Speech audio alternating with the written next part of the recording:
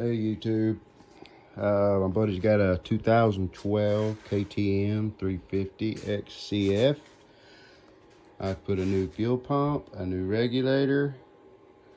It's got a new injector in it, a new battery. He was riding it the other day after this work was completed. He hammered on the throttle a couple of times and it died on him. Will not start. Currently just tries to backfire. Let me know what you think. Leave a comment down below. Thank you.